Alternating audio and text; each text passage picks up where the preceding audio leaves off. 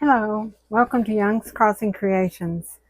I have been wanting to make new cushions for my dining room chairs inside, and I had made some before and I thought they turned out really well. And I found my pattern, and it's a Simplicity 9072. And I have to put a picture in here showing you the one I made, but it's this here with the ruffle around it. Well, this time I'm not going to do a ruffle. I'm going to do just the plain version L. It only takes 2 pattern pieces, and that's what I'm going to do. I was trying to remember when I made the chair pads I have inside, and I can't believe it, but evidently I had cut a separate pattern because I had to make 6, and I guess the pattern started to wear out. And I looked at this paper. I cut an extra pattern piece out on this newspaper, and I was just looking at the date, and it's January 22nd, 1995. So I have had those chair pads, cushions, for 30 years. And I think they still look good. I just want something brighter and springier. So I'm going to hang on to that in case I need it.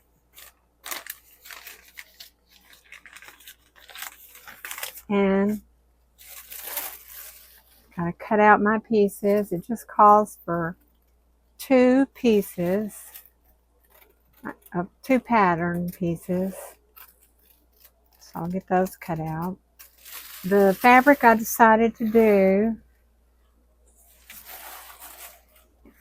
and I ordered it online from Hobby Lobby because it was on sale, but Hobby Lobby didn't have it, the one I go to. But I ordered it. It was the same price, but I had to pay postage.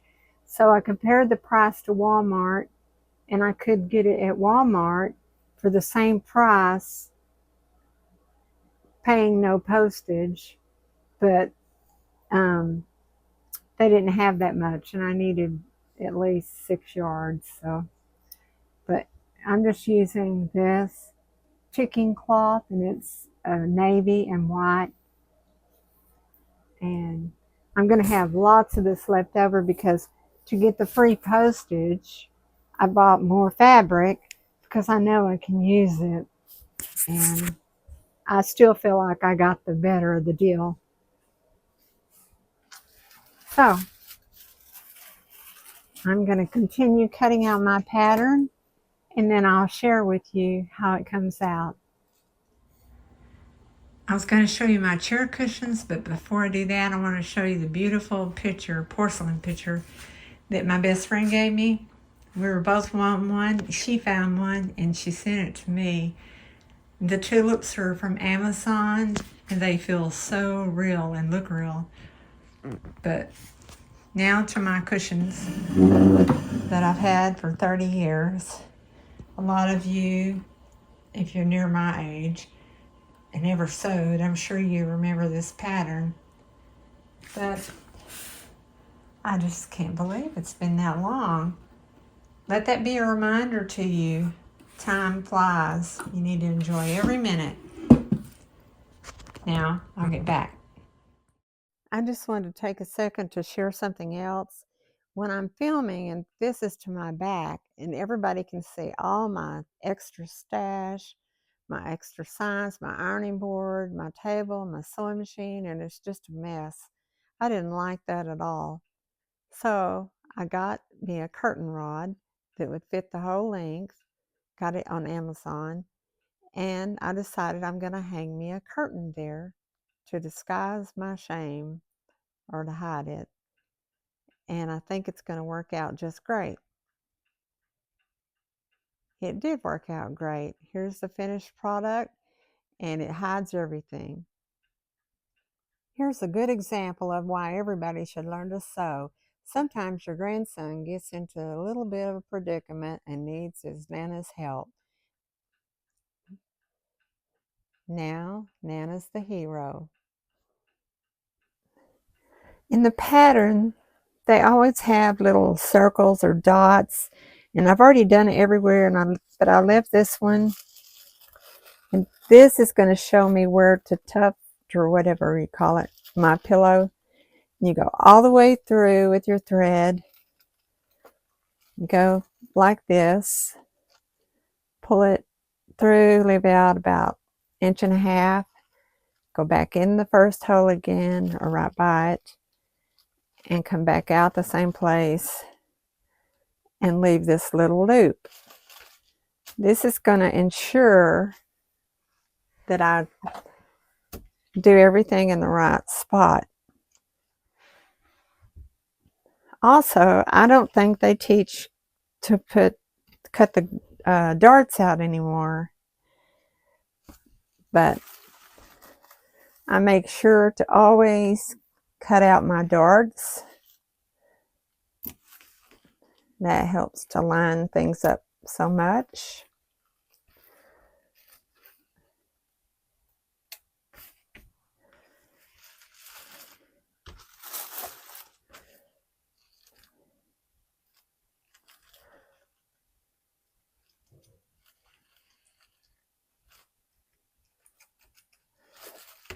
Okay, got my darts cut out. And I'll show you why it's beneficial to mark all the dots, because there was here, there were dots, and I ease the pattern piece off. The next step after you do that, we're going to ease the folded piece apart and go in and trim those little thread lines, and see it leaves just a little piece to mark your spot. Now I have them in the middle,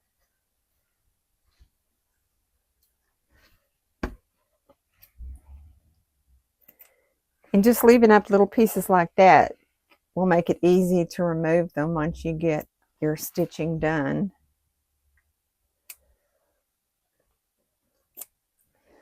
And we got that done. Now this will show why it helps so much. I have my ties already sewed up and turned, and this shows me exactly where to place them on my chair cushion pattern. I'm going to put it right here, and the other one right here between those two red dots.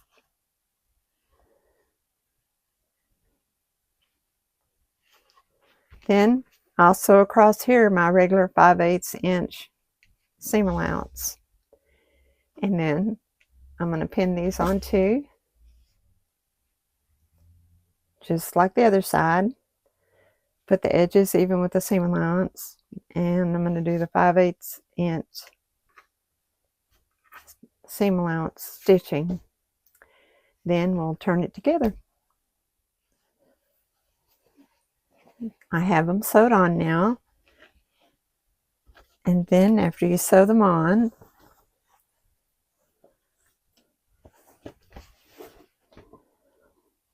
you just remove the little red threads that I used. You always use a contrasting color. All I have to do is bring it over, and luckily I cut my darts out, so I know exactly where to pin and line everything up. So now that I have it all pinned together, it's a good thing I put my notches in there, cut them out. So now I know exactly where to sew and where not to sew. I'm going to sew it here all the way around to this end over here. Then I'm going to sew it from this notch all the way around over to here. This leaves this part open so that I'll have room to stuff with fiber fill once I turn it right side out.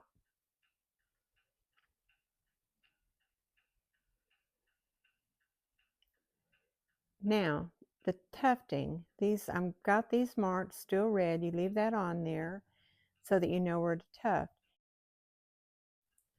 This pattern calls for boxed corners. To do that, you reach inside, pull apart, and then flatten down the corner. And then you sew across where the line is marked. And then after it's done, you just trim off. I think I sewed from the point down for about 2.5 inches. But now I'm going to cut off the edge so that it'll turn, and then it'll lie more flatly and smooth. Always iron your seams, always.